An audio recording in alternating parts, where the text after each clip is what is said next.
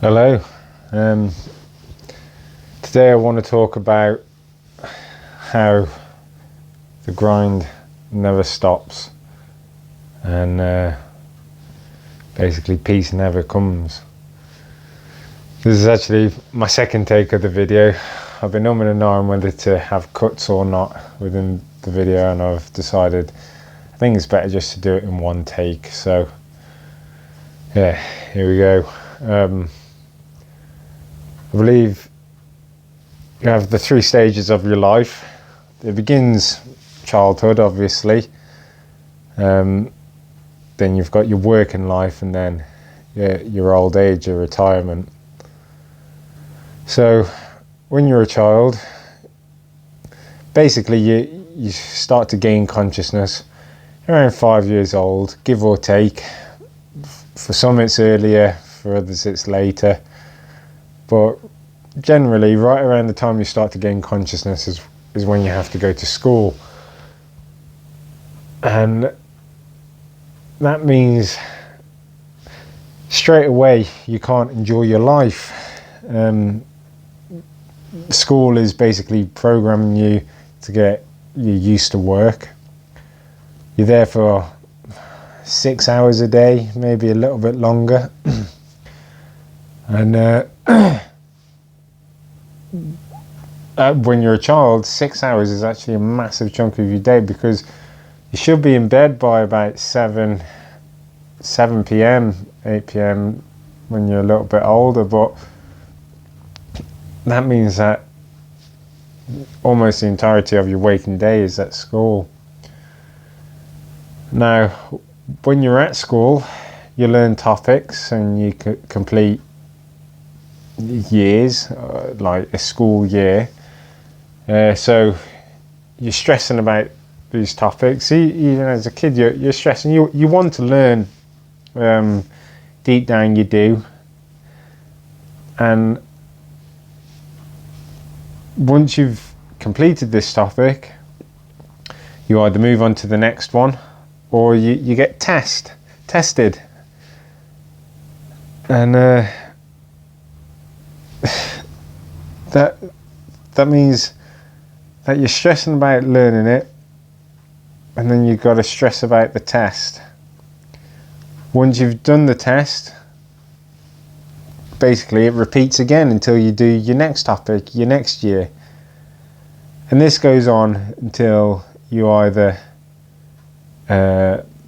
leave school or you go to university, and until you leave university. Now, ironically, this is still the time of your life when you have the most free time, or the most valuable free time, because you've actually got energy to do something. The only problem is you're either still classed as a child, so you don't have the rights to do what you want.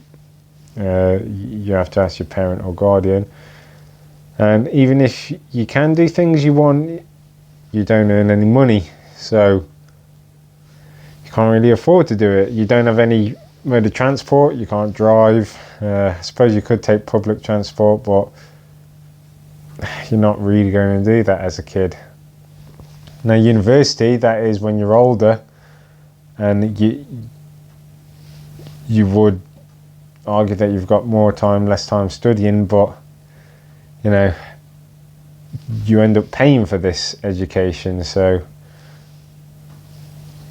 yeah, you know, you can drink and do drugs and party and seek around, but it's still detrimental to your well-being anyway, even if you don't like to admit it. And it's not really peace. Like none of those things actually bring in a peace. What it does, it just makes you feel like you fit in. Because a lot of people don't actually enjoy these things. They just think that that's what they have to do. I know deep down I didn't really enjoy the whole partying and drug scene. It was more of a cope. This is kind of what you have to do, and it definitely doesn't bring peace. So yeah, even at university you are meant to be studying, because if you're not, what's the point in going?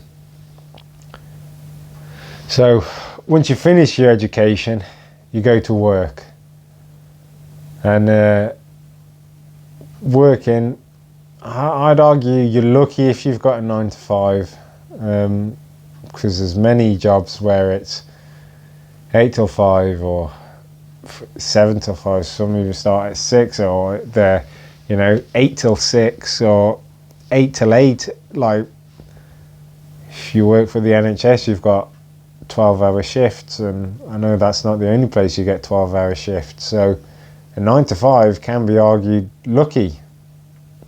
On top of that, you've got your commute. For argument's sake, let's say the average commute is half an hour each way. So that's another hour onto your life. Fortunately for me, I've only got a 10-minute commute each way, but I have had a 40-minute and 50-minute commute previously. And, living in England, that's a small country. I swear I've heard people in the States saying that they've got like a 2-hour commute each way, which is ridiculous. Say you've got a 10-hour shift, 2 hours each way commute, 14 hours of your day is just work related. That's not doing all the preparation beforehand or after, getting up, getting ready, making your lunch, or cooking and feeding yourself. It's just so much of your day is just sapped up by work. Now, if you have a blue-collar job, your stress is at work. You have a lot of physical stress, and there is mental stress whilst you're at work, but you tend not to bring any mental stress home with you. Like, once you clock off, that's it. However, the downside to that is usually blue-collar jobs are less paid, which means that yes, you don't have the mental stress when you come back home, but you do have other stresses, financial stresses, the physical stresses. Your body breaks down, and it's not easy. And if you have financial stresses, that means you're not going to be enjoying holidays as much. Anything that goes wrong, house or car, you're going to be trying fixing that yourself. So you're going to be finding ways to save money, which usually means you're going to be doing things yourself, eating up in your free time. If you've got a white collar job, you might be earning more money, and your body might not be battered and bruised, but you do bring home stresses of work. You might have to answer emails or phone calls in your own time. You've got to think about if you're managing people, make sure they've got enough work, or you take on the responsibility of others, not just yourself. So that's a stress. Also, still not going to be very physical in a white collar job, and sitting in a chair all day, that doesn't do wonders for your body either. So there's pros and cons to each. If you are blue collar and you want that higher paid job, well, then you've got to go back into education, or you've got to work harder at your job. Now, either one isn't great. Going back into education means you've got to do it either on your evenings or on weekends, which eats up into your free time. And then you're going to have to go into an entry-level job once you finish this education, and it sets you back a few years. Might even set you back financially for a few years, and then after a time you can earn it back. If you don't want to go the education route, then you just got to work harder at your job, and that's easier said than done, because it's not just a week or a few months. You've got to do it a few years to get noticed, or usually without the extra pay. And again, either one's not guaranteed. So if you don't want to work for someone else, you do have the option for being self-employed, setting up your own business. But God, that comes with a whole other bunch of stresses.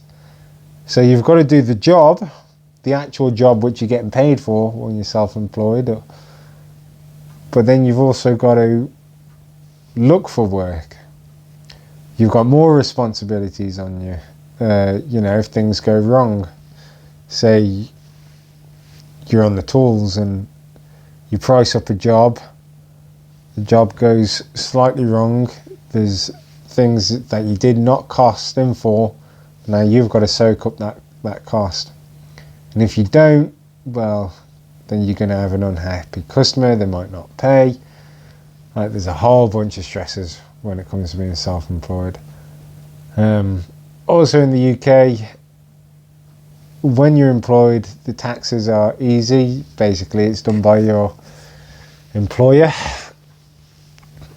But when you're self-employed, then you've got to sort out your taxes. You've got to get an accountant. You've got to measure all your income and outgoings. Not sure what it's like in the US, but taxes are hard even when you're employed over there, so I'm guessing it's going to be even harder being self-employed.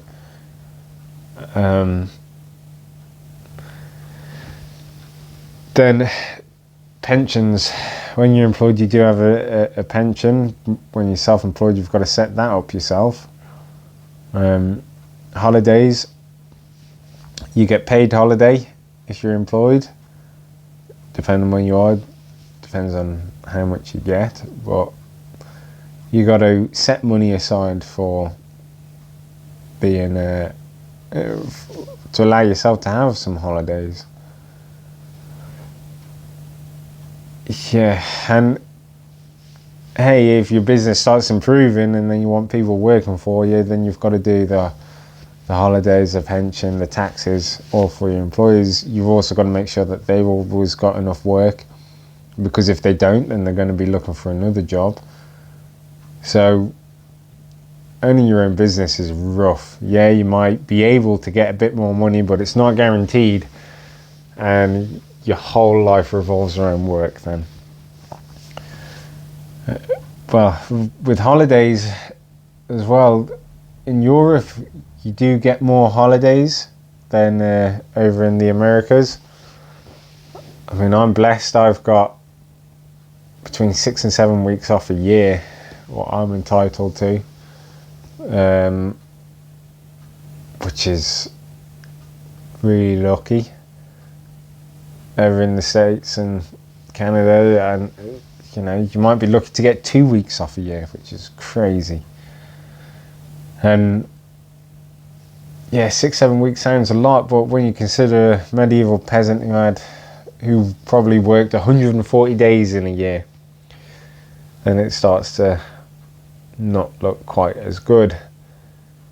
Plus, when you do go on holiday, or you want to go abroad, there's a whole stress of that. You know, booking your flights, booking your hotel, make sure your passport and visa is all right, your currency exchange, transport from airport to hotel. I remember I went on holiday last year, and the hotel I'd booked, basically when I arrived, didn't really exist. It was just a random street, and yeah, the address that they gave didn't make any sense. It was a shop. It wasn't anywhere, and we asked people in the shop. They had no idea what we were on about. So then that whole day was using the booking website. Like, we had to contact them and try and get them to give us another hotel. It did in the end, but it was, that whole day of our holiday was wasted. So even then, you're not really at peace.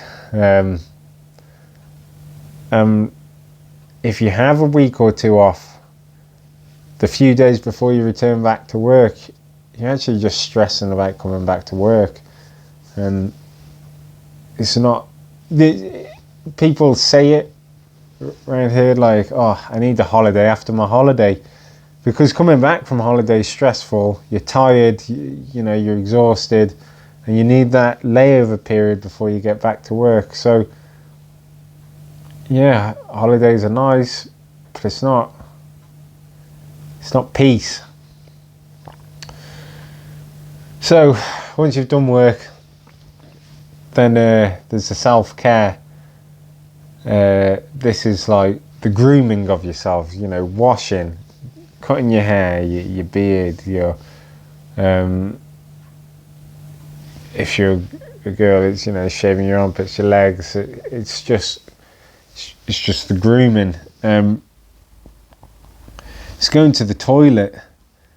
I mean, that's starting to annoy me. You're just getting comfortable in bed, or you're asleep, and then all of a sudden you need the loo, or you're out and about in a town or city,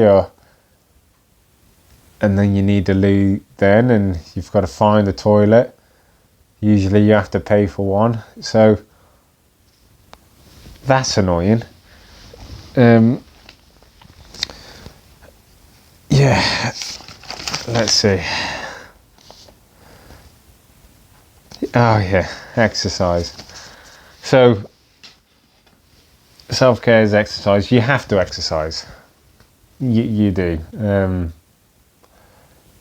If you don't, your body just deteriorates. So you need to set aside a few hours a week. I'd say minimum 2 days a week you need to be active, just to remain some kind of health. But ideally it's 3 or 4 days a week. It doesn't matter what it is. It just has to be something you enjoy, because if you don't enjoy it, you're not going to do it. There's no point people saying, oh, you need to go to the gym if you just hate going to the gym. It can be bouldering, it can be running, it can be rowing, cycling, it can be martial arts, it can be whatever it is. You don't have to train like an athlete, but you do have to be active, because otherwise your body just rots. And but that takes time. Like for me, I've got a 15-minute commute to the gym, a 25-minute commute to kickboxing, and I do both of those twice a week. It does take time. Some people do go a bit harder, but if you're not an athlete, you don't need to go 6-7 days a week. You definitely don't need to take any steroids if being physical isn't your income, because really, who cares? As long as you're happy in terms of if you take your shirt off and you haven't got big fat rolls or anything like that. If you're just lean, you look good. So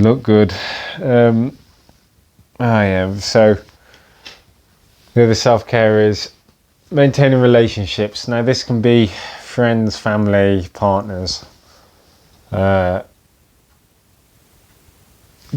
These all take time, and coming from someone that really, really appreciates his alone time, I also truly understand the importance of people.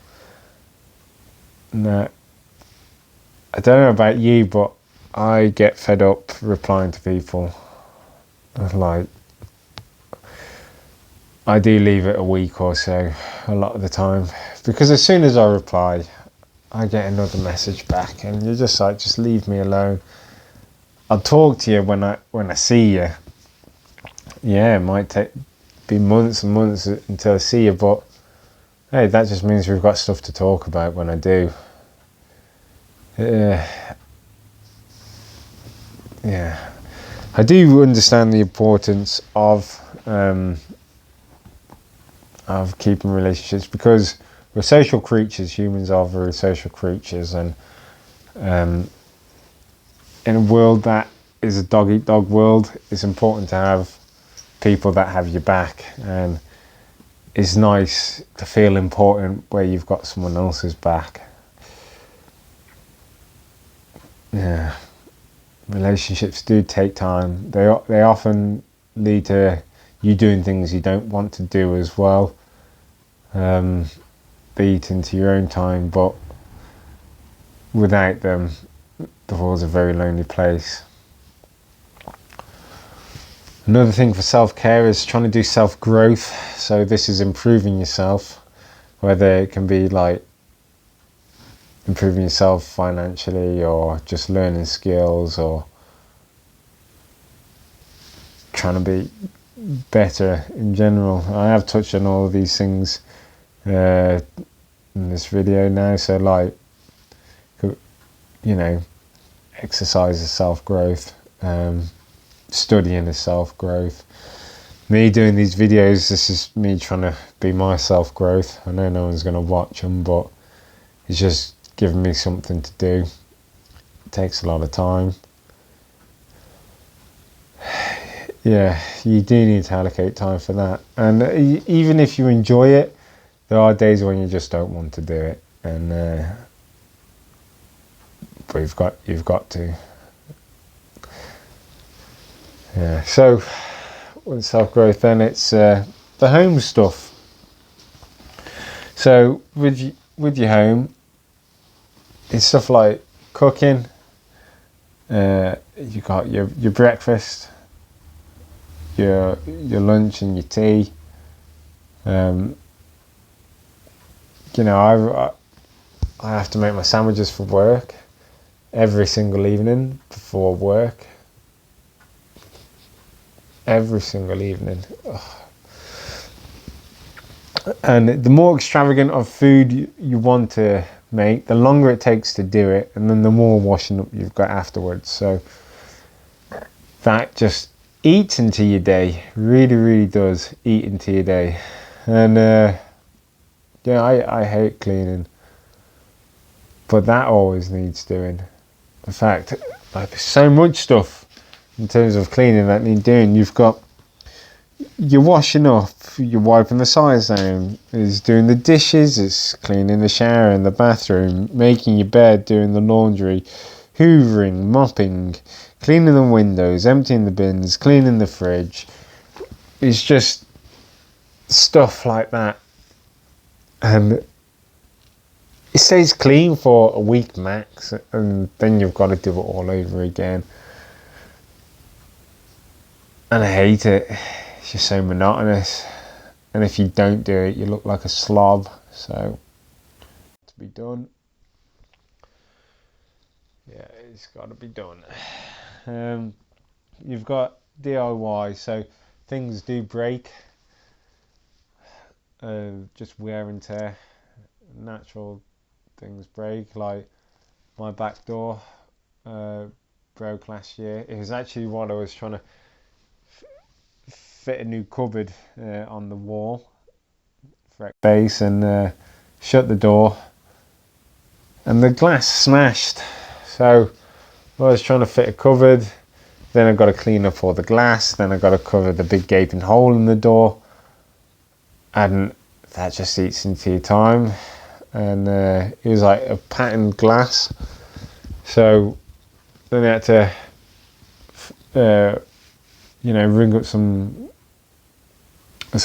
glaziers, and not everyone did it, so I had to ring up a few places. Then they said, what pattern was it? And I tried to describe it. They said, oh, I'm not going to know from a description, search it up, here's a website. Then I had to look up the website. Oh yeah, it was this one, ring them back. Yeah, that's a 4-week wait. Okay, then I have to drive half an hour to go pick it up, get it, come back. Then it's like I also need to get beading and nails and cork, and then I had to do it. Bearing in mind that this is all in your free time.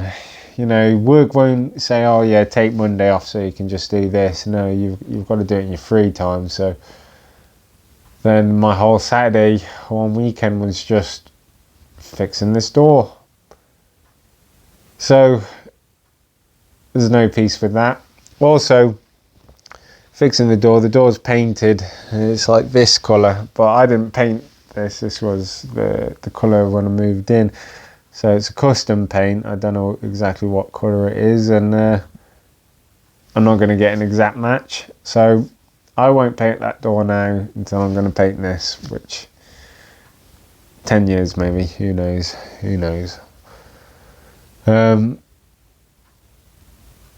Yeah, if you're not doing DIY, then you're also redecorating. You know, things do, like I said, wear down, and kitchen, bathroom, that's a big expense, redecorating.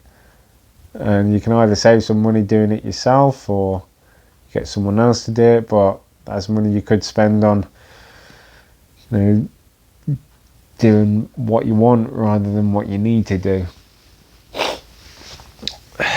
And yeah, it's just relentless. Oh yeah, and that's not including the big things, the unexpected things. So like your boiler might break, your roof might leak, your car might break down. All these things, you just gotta spend that what money you have on it, fixing it, taking, you know, time out your weekend to fix said things. Now, all the things I've mentioned so far, that's just if you're either living by yourself or living with a partner. But when you bring kids to the mix, it gets a whole lot more complicated, because then you're not concerned about yourself. You've got to do your cooking, the cleaning. But now it's for your kids as well. You've got to take them to school. You've got to educate them in your own time, you know, sit with them reading, sit with them doing their, like, helping them with their homework. You've got to entertain them, take them to places, show them things, do things with them. And if you want to be a good parent, you have to do these things, and you must do these things if you choose to have kids. And if you don't, you're not a parent. You just had children. But yeah, the old saying is, you know, kids will stay with you till they're 18, but we all know that's not the case anymore. I mean, I didn't leave home till I was nearly 27, and if I was to have kids now, I bet you they wouldn't leave my house until I was 30, until they were 30, at least, if they move out at all. And even if they do move out, they're still not moving out of your life. You know, they'll be ringing you up, "Dad, my car's broke down. Dad, I've got a leak here. Dad," you know, like, I'm not saying that's wrong. It's just,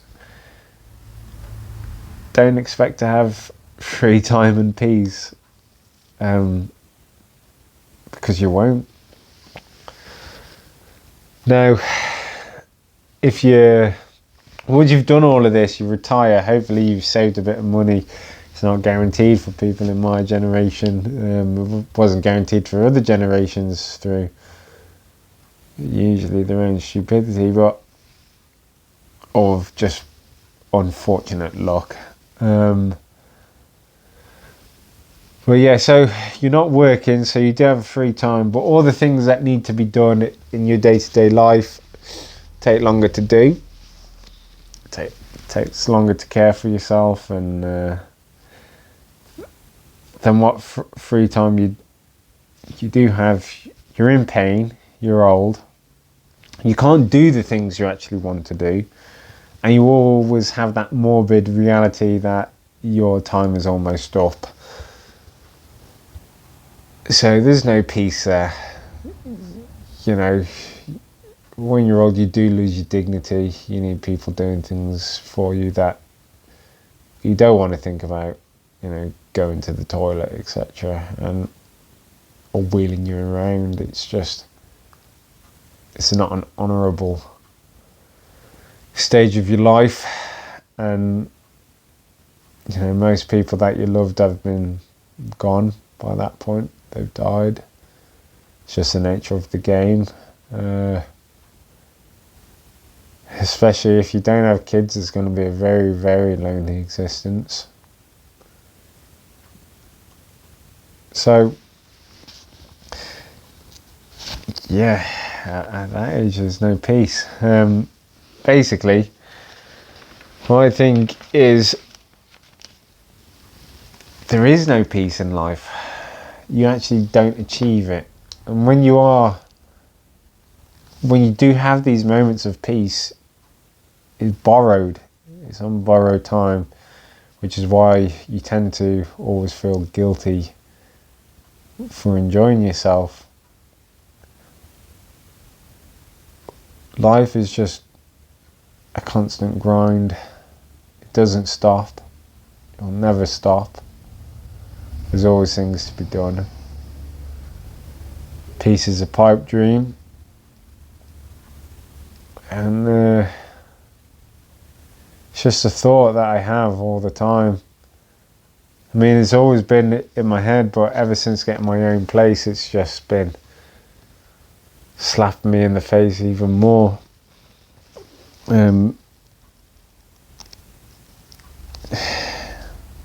Yeah, that is just the morbid reality of it. I do think it's important to have people in your life so that they can share the load, but it does often mean that you share some of their load as well. But yeah, I also think what you need to do is to minimize stress and maximize what peace you can get. So I have tried to do this. I've moved away from my large town where I grew up because that place was stressful. There's no peace there. I've moved somewhere very quiet. Well, quiet for England anyway. My job, I don't like stressful jobs, so I've got one that works in the countryside. It is a blue collar, so I do have the financial stress, but I don't have any stress of work when I come home. And it does free up time for me to do stuff like this, try and grow in this direction. Not guaranteed, but nothing in life ever is. Exercise wise, I only do exercise I enjoy. It's walking, gym and kickboxing. I'm picking up running, but yeah, I've been ill recently, so I've had over a week off of that, but I'll try to pick it up again. Relationships, I only have people in my life I truly care about. Any toxic people just not worth my time, I don't have in my life. Like I said, they're not worth my time. I live a very modest life, so I do try and keep as much like money on myself, so I try and minimise the stress if things go wrong. I don't need fancy stuff. You know, clothes that I wear are usually gifts or second hand. Tat doesn't give me pleasure. I drive an old car, an old reliable car. And I think this is just the mentality that you need to have in this life. Keep things basic, keep things simple. and yeah, minimize stresses, maximize what little peace you can get. Yeah, that's my food for thought, my expression of my depression. Hope you enjoyed. Yeah, I do feel better doing everything in one take. It doesn't matter if I've got to read some notes, because there's a lot to talk about, but I think it flows better. It feels more genuine, so hope you agree. Anyway, take care, and I'll see you in the next one.